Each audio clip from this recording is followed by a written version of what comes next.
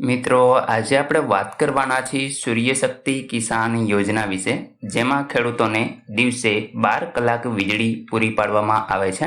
રાજ્યના તમામ ખેડૂતોને આ યોજનાનો લાભ મળી શકે છે. તમે વીજળીનું વેચાણ પણ કરી અને આવક પણ ઊભી કરી શકો છો. તો મિત્રો, આ યોજના વિશે સંપૂર્ણ માહિતી તમને આ વિડીયોની અંદર આપવાની છે, તો વિડીયોને પૂરો જોવા વિનંતી.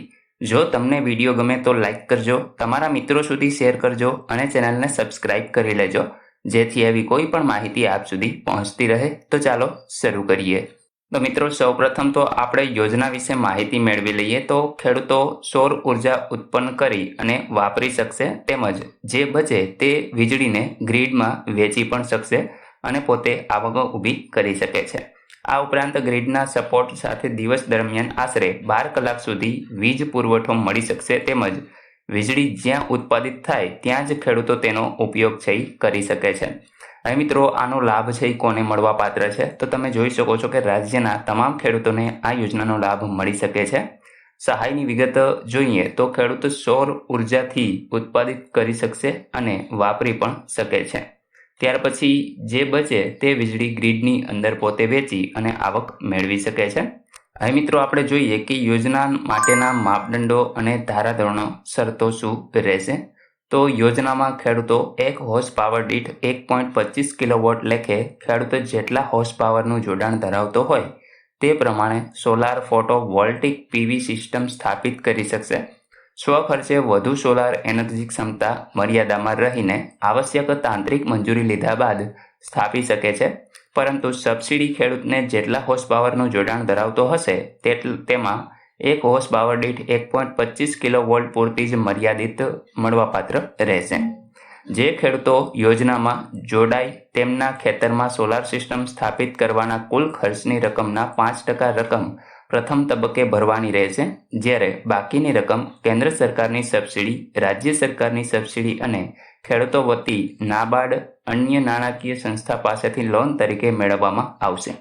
કાર્યવાહી રાજ્ય સરકાર અથવા તો ગુજરાત ઉર્જા વિકાસ નિગમ લિમિટેડ દ્વારા કરવામાં આવશે. ત્યાર પછી ત્રીજા નંબરની જોઈએ તો ખેડૂત દ્વારા સિંચાઈ માટે વપરાતી વીજળી બાદ કરતા જે વીજળી ગ્રીડમાં આપવામાં આવે તે ₹3.50 પ્રતિ યુનિટના દરે જે તે વીજ વિતરણ કંપની દ્વારા ખરીદી લેવામાં આવશે અને ગ્રીડમાં વીજળી વેચવા માટે કોઈ મહત્તમ મર્યાદા રહેતી નથી. ખેડૂત અને જે તે વીજ વિતરણ કંપની વચ્ચે વધારાની ઉત્પાદિત સોલાર વીજળીની ખરીદ વેચાણ માટે 25 વર્ષનો કરાર કરવામાં આવશે. એટલે કે 25 વર્ષ સુધી આ કિંમત 3.5 પ્રતિ યુનિટ રહેશે અને ખેડૂતોને વીજળી જે તે વીજ વિતરણ કંપની છે એ ખરીદી કરશે. ત્યાર પછી ખેડૂત દ્વારા ખેડૂતોની સંચાલિત સમિતિની રચના છે એ કરવામાં આવશે. હિસાબના હેતુ માટે ખેડૂતની બિલિંગ સાયકલ પ્રમાણે ખેડૂતે કેટલી વીજળી વાપરી છે અને ત્રીડમાં વેચી છે તે નક્કી કરવામાં આવશે. જો કોઈ બિલિંગ સાયકલમાં ખેડૂતે નેટ ઇમ્પોર્ટ કર્યો હોય, એટલે કે ઉત્પાદિત સૌર ઉર્જા કરતાં વધુ વીજળી વાપરેલી હોય, તો તે પેટે તે પ્રતિ યુનિટ GERC ટેરિફ દ્વારા ₹3.50 પ્રતિ યુનિટ વીજ વિતરણ કંપનીને ચૂકવવાનું રહેશે. એટલે કે મિત્રો, માની લો કે તમે જો વધારાની વીજળી વાપરો છો તો અહીં પ્રતિ યુનિટ તમારે ₹3.5 લેખે છે એ ચાર્જ છે એ વીજ કંપનીને ચૂકવવાનું રહેશે. 25 વર્ષ સુધી જે તે વીજ વિતરણ કંપની ₹3.5 પ્રતિ યુનિટની કિંમતે ખેડૂતોની વીજળી ખરીદશે. સૌર ઉર્જા ઉત્પાદન શરૂ થઈ ત્યારથીને 7 વર્ષ માટે રાજ્ય સરકાર દ્વારા સબસિડી રૂપે જે તે ખેડૂત દ્વારા ગ્રીડમાં વેચાતી વીજળીના ₹3.5 પ્રતિ યુનિટ છે એ ચૂકવવામાં આવશે, જે કિલોવોલ્ટ દીઠ 1000 યુનિટની વાર્ષિક મર્યાદામાં ચૂકવવામાં આવશે. ત્યાર પછી આગળ જોઈએ તો રાજ્ય સરકાર દ્વારા ચૂકવાતી આ EBI રાજ્ય સરકારના 30% કાળા પેટે ગણવામાં આવશે અને તે ધિરાણ કરતા સંસ્થા નાબાર્ડને લોન હપ્તા પેટે ચૂકવવામાં આવશે. 7 વર્ષનો સમયગાળો રહેશે.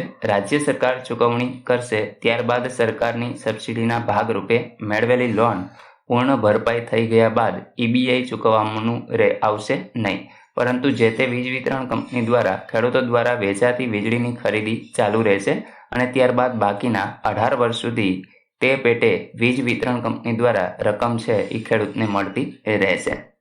ગ્રીડમાં વેચેલ વીજળી પેટે ખેડૂતને આપવાની રકમ દરેક ખેડૂત અને વીજ વિતરણ કંપની દ્વારા ખોલવામાં આવનાર ઇસ્ક્રો એકાઉન્ટમાં જમા થશે. તેમાંથીને પ્રથમ ખેડૂતો વતી લેવાયેલ લોનના હપ્તાઓ છે ચૂકવ્યા બાદ બાકી રહેતી રકમ ખેડૂતને મળી શકશે.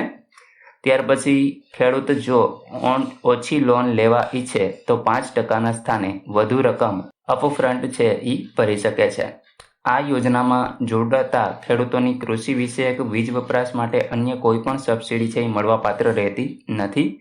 આ પ્રોજેક્ટમાં સોલાર પેનલ અને સંબંધિત મશીનરીની માલિકી પ્રથમ 7 વર્ષ માટે સરકારની રહેશે અને વીજ વિતરણ કંપનીની રહેશે. લોન ભરપાઈ થઈ જાય ત્યાર પછી જે તે ખેડૂતની માલિકી ગણવામાં આવશે. મિત્રો, આનો લાભ છે એ તમે કેવી રીતે લઈ શકશો? તો નિયત કરેલ અરજીપત્રક જેમાં SKY1 જે તે સંલગ્ન વીજ વિતરણ કંપનીની નજીકની પેટા વિભાગીય કચેરી હોય ત્યાંથી તમને મળી શકશે.